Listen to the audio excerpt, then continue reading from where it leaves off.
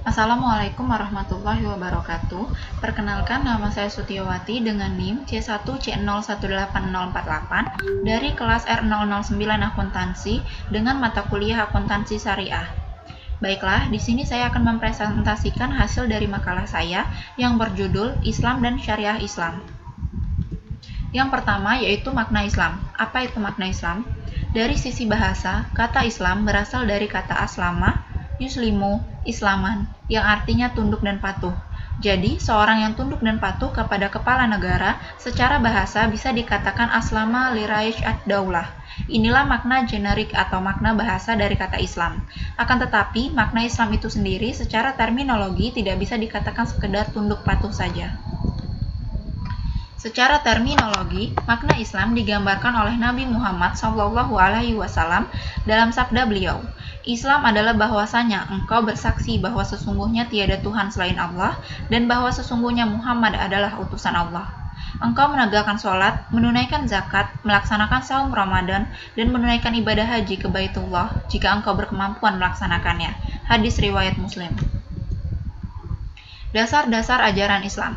Dasar-dasar ajaran Islam terbagi menjadi 3. Yang pertama yaitu akidah, yang kedua adalah syariah, yang ketiga adalah akhlak. Untuk yang pertama yaitu akidah. Kedudukan akidah dalam ajaran Islam sangat penting. Islam tidak dapat ditegakkan tanpa akidah. Kata akidah berasal dari bahasa Arab aqad yang berarti ikatan. Menurut ahli bahasa, akidah adalah perjanjian yang teguh dan kuat terpatri dalam hati dan tertanam di dalam lubuk hati yang paling dalam. Secara terminologi, menurut Abu Bakar Jabir al-Jazairi, akidah adalah sejumlah kebenaran yang dapat diterima secara umum atau aksioma oleh manusia berdasarkan akal, wahyu, dan fitrah. Untuk yang kedua yaitu syariah. Kosakata syariah dalam bahasa Arab memiliki arti jalan yang ditempuh atau garis yang seharusnya dilalui. Dari sisi terminologi, syariah bermakna pokok-pokok aturan hukum yang digariskan oleh Allah Subhanahu wa Ta'ala untuk dipatuhi dan dilalui oleh seorang Muslim dalam menjalani segala aktivitas hidupnya dan ibadah di dunia. Untuk yang ketiga yaitu akhlak. Akhlak sering juga disebut sebagai ihsan dari kata Arab hasan yang berarti baik. Definisi ihsan menurut Nabi Muhammad SAW, ihsan adalah engkau beribadah kepada Tuhanmu seolah-olah engkau melihatnya sendiri. Kalaupun kau tidak melihatnya, maka ia melihatmu. Kata akhlak berasal dari bahasa Arab yakni al-hulq yang berarti tabiat, perangai, tingkah laku, kebiasaan, dan kelakuan.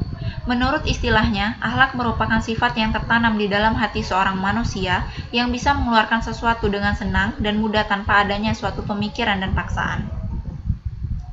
Yang selanjutnya yaitu hukum Islam. Hukum Islam secara istilah disebut juga hukum syara adalah hukum Allah yang mengatur perbuatan manusia yang di dalamnya mengandung tuntutan untuk dikerjakan atau ditinggalkan, atau pilihan antara dikerjakan atau ditinggalkan oleh para mukallaf. Hukum syara hanya dapat diambil dari sumber-sumber hukum Islam yaitu Al-Quran, Sunnah, Ijma, dan Qiyas.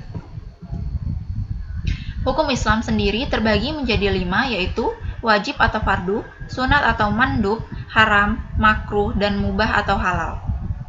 Untuk yang pertama yaitu wajib atau fardu, wajib terbagi menjadi 2 yaitu wajib fardu ain dan wajib fardu kifayah, di mana wajib fardu ain adalah perbuatan yang harus dikerjakan oleh setiap mukallaf. Sedangkan wajib atau fardu kifayah artinya perbuatan yang cukup dilakukan oleh beberapa orang mukallaf saja, sedangkan yang lainnya bebas dari kewajiban itu. Yang kedua yaitu sunat atau mandub. Sunat atau mandub terbagi menjadi 2 yaitu sunat muakkad dan sunat ghairo muakkad. Yang ketiga yaitu haram. Haram adalah perbuatan yang bila dikerjakan mendapat dosa dan bila ditinggalkan mendapat pahala. Yang keempat yaitu makruh. Makruh dalam ilmu fikih berarti amal atau perbuatan yang bila dikerjakan tidak berdosa dan bila ditinggalkan mendapat pahala. Dan yang terakhir yaitu mubah atau halal. Mubah atau halal menurut ilmu fikih berarti amal atau perbuatan yang bila dikerjakan atau ditinggalkan tidak mendapat pahala dan tidak berdosa. Selanjutnya yaitu sasaran hukum Islam. Sasaran hukum Islam terbagi menjadi 3, yaitu yang pertama, penyucian jiwa, kedua, menegakkan keadilan dalam masyarakat, yang ketiga, mewujudkan kemaslahatan manusia. Untuk yang pertama yaitu penyucian jiwa, Penyucian jiwa dimaksudkan agar manusia mampu berperan sebagai sumber kebaikan, bukan sumber keburukan bagi masyarakat dan lingkungannya. Hal ini dapat tercapai apabila manusia dapat beribadah dengan benar, yaitu dengan hanya mengabdi kepada Tuhan yang benar-benar merupakan pencipta, pemilik, pemelihara, dan penguasa alam semesta dengan cara yang benar pula, bukan kepada yang mengaku Tuhan.